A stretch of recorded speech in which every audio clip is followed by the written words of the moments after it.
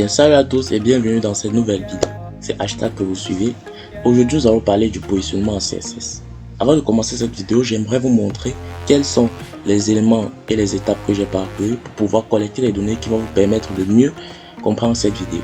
Donc déjà, pourquoi? Parce que ça va vous permettre de visiter les sites où je me suis baladé pour pouvoir mieux souvent obtenir des informations sur des recherches. Donc sur ce, je vous invite à suivre cette vidéo jusqu'à la fin pour pouvoir profiter de ces connaissances-là et de partager un grand nombre autour de vous pour pouvoir,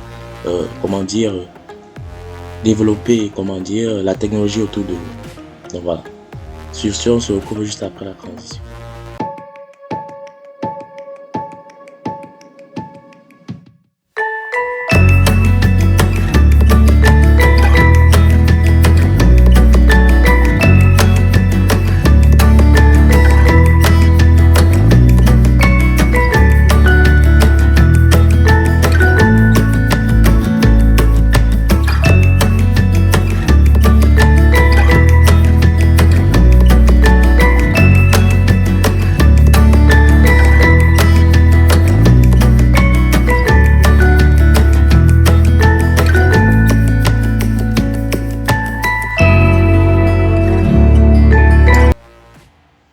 Donc voilà, revenu la transition, le message d'habitude, le blabla d'habitude, comme je dis souvent, voilà, le blabla d'habitude.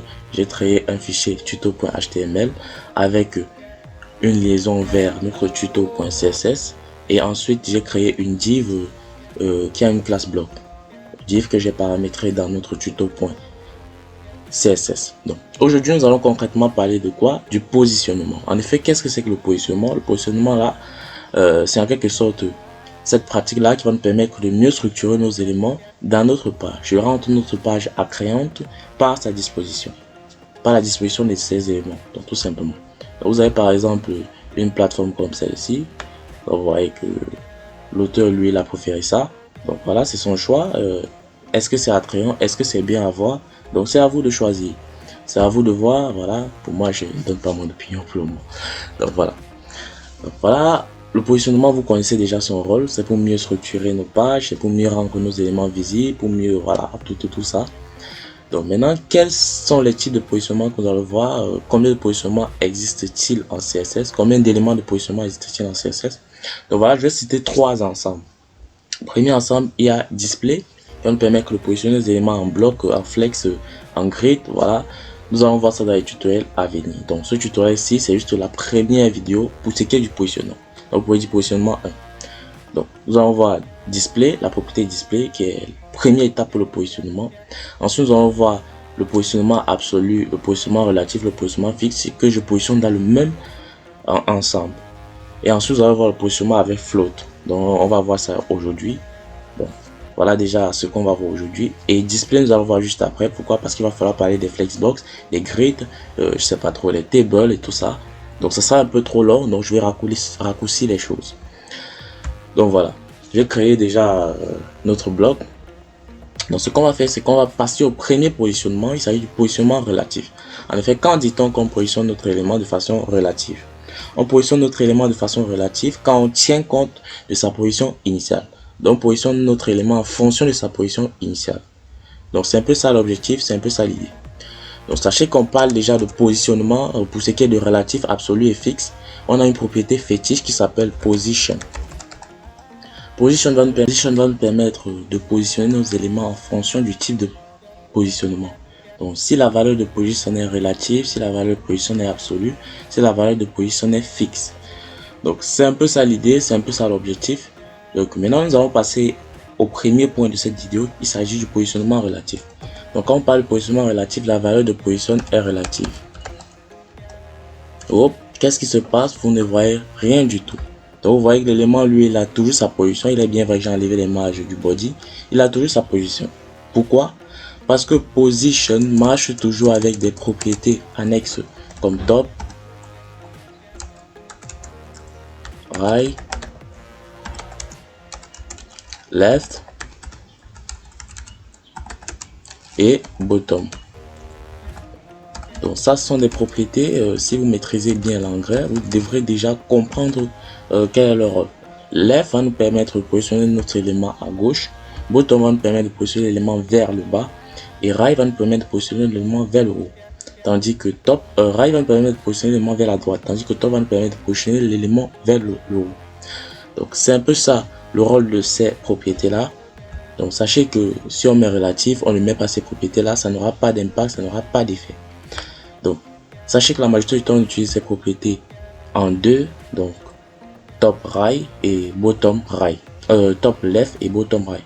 Donc ça marche toujours comme ça, tout dépend de vous, mais rares sont les fois où elles sont utilisées toutes les quatre. Donc quand elles sont utilisées toutes les quatre, c'est surtout pour dire qu'on veut faire des formes géométriques, voilà, et d'autres choses comme ça. Donc ici, qu'est-ce qu'on fait? On va utiliser 2. Donc on va essayer de positionner. Oh là, on va copier ça. On va essayer de mettre ça d'abord en commentaire. Comme je l'ai dit, un positionnement relatif nous permet de positionner notre élément en fonction de sa position initiale. Donc ici, on va mettre 25 pixels. Et hop, qu'est-ce que vous visualisez ici? Vous voyez là qu'il n'y a pas du tout l'effet attendu. Quand on dit top, ça veut dire ça va vers le haut et non vers le bas. Donc c'est un peu cette nuance là. Si vous voulez que ça parte vers le haut, qu'est-ce que vous allez faire? Vous allez mettre moins. Lorsque vous mettez moins, vous voyez que ça monte vers le haut. Donc c'est un peu ça la nuance. Ça marche aussi avec left. Lorsqu'on met left 25 pixels, vous constatez que ça part plutôt vers la droite et non vers la gauche. Donc c'est un peu comme ça que ça marche. Je vous conseille surtout de vous habituer à ça parce que c'est vraiment récurrent. Même avec les marges, c'est comme ça que ça va fonctionner. Mais ici, on ne parle pas de marge. Donc si c'était les marges, c'était compréhensible, voilà. Mais avec ceci, ça marche comme ça. Donc pas besoin d'entrer dans tous les détails, comprenez juste comme ça. Donc voilà. Voilà pour ce qui est de top et de left. Donc vous avez vu, si vous voulez que ça parte plutôt vers la gauche. Voilà. Donc vous pouvez aussi utiliser des pourcentages au niveau des unités ici. Vous pouvez aussi utiliser du pourcent. Donc vous voyez que ça monte là. Surtout avec le pourcent, vous voyez qu'avec le pourcent ça monte plutôt. Donc voilà. Avec le pourcent à l'est, ça part plutôt vers la droite toujours. Donc c'est un peu ça, mais la majorité du temps, je conseille d'utiliser le pourcentage parce que c'est très utile pour ce qui est du responsive et autres pratiques. Donc voilà. Bon, mais là on va s'arrêter au pixel. Vous pouvez déclarer tous les quatre, mais vous mettez 0 à bottom et à right. Donc voilà. Donc c'est un peu ça l'idée, c'est un peu ça l'objectif. Donc vous pouvez aussi utiliser ces mêmes éléments, comment dire, ces mêmes valeurs, ou comment dire. Vous pouvez aussi utiliser les autres propriétés comme bottom et right, mais avec ces valeurs en négatif.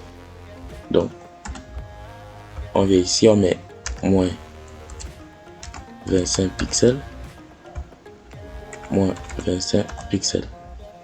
Constatez, ça récupère la même position. Donc c'est un peu ça l'idée, c'est un peu ça l'objectif. Donc voilà pour ce qui est de relative. Donc la position relative, je crois que c'est maîtrisé, je crois que c'est compris. Donc qu'est-ce qu'on fait? On crée un deuxième bloc pour la position absolue. Donc je ne vais pas effacer celui-ci pour qu'on puisse mieux voir la différence entre ça. Beaucoup de débutants ont des difficultés avec ça. Pourquoi? Parce que ils n'arrivent pas à cerner véritablement quand il faut utiliser relatif ou quand il faut utiliser comment dire absolu ou fixe. Donc maintenant notre deuxième bloc, on l'a pas ajouté une modification, on l'applique 2, bloc 2. Donc ici on fait bloc 2. Lorsqu'on fait bloc 2, voilà, on descend comme ça. Vous constatez là il n'y a pas très grande différence. On copie encore ça. On colle là. Lorsqu'on colle là, vous voyez que ça descend. Pourquoi? Parce que le positionnement est relatif. Donc c'est sa position initiale. Donc si on met bleu ici, donc voilà, vous voyez que c'est bel et bien chacun sa position. Chacun occupe sa position initiale dans la page. Par contre, si c'était absolu, vous allez constater que ça devrait se superposer. Donc si on vient ici, on met absolu. Si je ne me trompe pas, ça va marcher. Absolute. Et on vient aussi là. Donc, vous voyez que ça marche déjà. Absolute. Donc voilà, avec absolute, vous voyez que ça, les éléments peuvent se superposer tant qu'ils ont la même position. Par contre, avec relative, il est vrai qu'on n'a pas précisé les positions, mais les éléments ne se superposent pas. Donc voilà, c'est un peu ça la différence est déjà une première différence. Donc on va laisser notre relative là et on va mettre absolute ici. Absolute. Oui. Donc voilà pour ce qui est d'absolute. Sachez que pour ce qui est d'absolute, on positionne l'élément en fonction de la page, en fonction de son élément parent. Donc quand on dit élément parent, c'est pour dire quoi? Par exemple, quel est l'élément parent de cette div-ci? C'est ce body ici. Donc l'élément qui est juste au-dessus de toi et dans lequel tu es en fait. Donc voilà, l'élément dans lequel tu te trouves. Donc lorsque vous ne précisez pas, lorsque vous ne mettez pas une div ici, ça veut dire que cette div ici se positionne dans le body. Donc son élément parent, c'est le body. Donc voilà.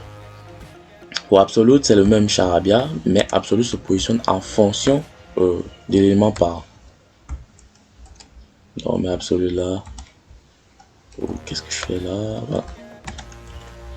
Donc, vous constatez, absolute se positionne en fonction de l'élément parent. Donc, l'élément parent ici, c'est le body et ça se positionne en fonction de l'élément parent. Donc, voilà, nous avons appliqué des propriétés et vous pouvez déjà voir. La mesure du temps absolute domine sur relative, donc c'est-à-dire cache tout. Donc, c'est un peu ça, déjà une autre différence. Donc, voilà.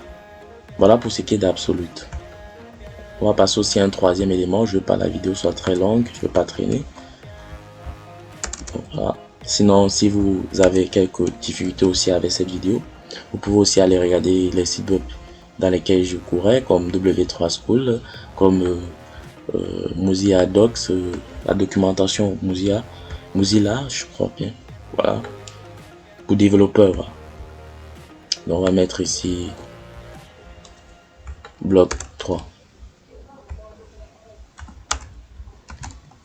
Comme je vous avais dit, quand c'était relative, nous avons deux éléments avec relatif, mais eux, ils ne se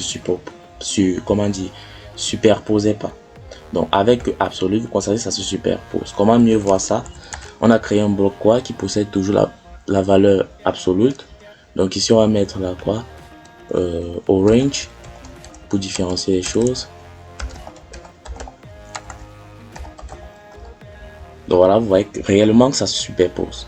Par contre, lorsqu'on va changer les valeurs ici, vous voyez que ça bouge là. On change là, ça bouge. Donc voilà, voilà déjà une différence que vous pouvez remarquer, que j'ai déjà mentionné. Maintenant, on va passer au troisième positionnement de cette vidéo. À la troisième valeur du positionnement de cette vidéo, il s'agit de fixe. Donc vous allez constater fixe, donc plutôt avec D. Donc voilà. Vous constatez là qu'il n'y a pas de différence avec absolute. Véritablement, quand vous regardez là, il n'y a pas de différence avec absolute. La différence entre absolute et fixe, c'est que fixe, lui, il cale sur sa position. Donc, si on défile la page, il cale sur sa position. Donc, je vais faire un exemple. On vient ici, voilà, faire de telle manière qu'il existe toujours une marge ou une barre de défilement. Donc, voilà pour ce qui est dans la barre de défilement. Lorsqu'on défile, vous constatez les autres éléments disparaissent, bougent plutôt, et lui cale. Donc c'est un peu ça la particularité de fixe à la différence de absolute. Donc en résumé, qu'est-ce qu'on peut dire pour relative, absolute et fixe? Donc, relative va nous permettre de positionner notre élément en fonction de sa position initiale. Absolute va nous permettre de positionner l'élément en fonction de son élément parent. Ici l'élément parent, parce qu'on n'a pas précisé, est le body. Donc par contre, si bloc 2 ou bloc absolu était compris dans une autre div qui était par exemple ensemble, donc ça devrait se déplacer en fonction de cette div là. Donc au fur et à mesure que nous allons coder en fonction des projets, parce qu'après cette formation en CSS, il y aura beaucoup de projets pour ce qui est des sites web. Donc je vous invite à vous abonner et à activer la cloche de notification pour être au parfum des prochaines vidéos. Donc voilà. Donc absolu va nous permettre de positionner notre élément en fonction de son élément parent. Fixe, à la différence de l'absolute, va nous permettre de positionner notre élément en fonction de l'élément parent et caler sa position. Même si on défile là, on ne voit pas de changement. Notre élément est fixe, il ne bouge pas. Donc c'est un peu ça la différence entre ces trois valeurs là de la propriété position. Donc par contre, ils ont leurs amis, comme on dit souvent, propriétés annexes comme top et left qui vont leur permettre de se déplacer. Donc je crois que c'est très clair et c'est très facile à comprendre. Donc maintenant, ce qu'on va essayer de faire, on va passer à une autre catégorie, à un autre positionnement qui s'appelle float, le positionnement avec float.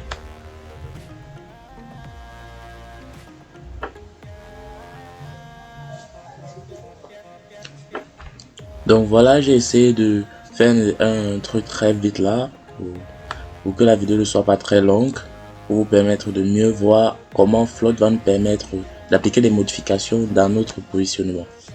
Donc voilà, ce que j'ai fait, c'est très simple.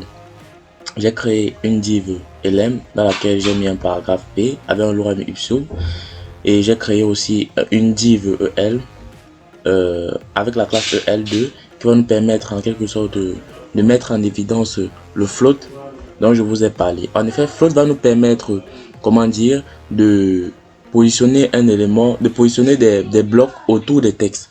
Donc comment positionner ce bloc-ci qui est situé dans le même bloc que ce paragraphe-ci. Donc c'est très simple et c'est très facile comme vous pouvez le constater. Donc voilà. Donc voilà, déjà pour voir si ça marche réellement, vous avez juste qu'à venir ici et là vous mettez rail. Voilà, vous voyez que ça vire réellement vers la droite, ce qui est le résultat attendu en fait. Donc si je mets ici, je texte d'autres valeurs, ouais, il n'y a pas très grande différence. Là, les nombres, le background devrait aussi reprendre ceci. C'est peut-être le truc qui nous joue les tours, le serveur. Donc voilà, on met inline, ouais. Oh, c'est la valeur de float aussi. On met Aleph, voilà. Donc grosso modo, voilà à quoi va nous servir le positionnement absolu, le positionnement relatif, le positionnement fixe et le positionnement avec float. Vous savez, c'est très facile, c'est très simple. Avec float, float va nous permettre de positionner les éléments autour des textes. Donc là, vous ne pouvez pas prendre un texte et vous essayez de positionner. C'est ce que j'ai essayé au préalable de faire. Donc c'est un peu ça. Donc avec float, vous allez facilement positionner vos éléments dans une div. Donc c'est un peu ça l'idée. Par contre, il y a aussi le display qu'on va voir dans le prochain tutoriel qui va vraiment vous être utile pour positionner vos éléments, faire des blocs, faire des inline blocs. Voilà. Très facile et très simple. Donc surtout qu'à la fin de cette formation, on va aborder la notion de flexbox. Donc sur ce, on se dit à la prochaine pour un nouveau tutoriel. J'espère que ça vous a déjà plu. N'hésitez pas à liker et activer la cloche de notification si cette vidéo vous plaît bien sûr. Et on se dit à la prochaine pour un nouveau tutoriel. Ciao, ciao.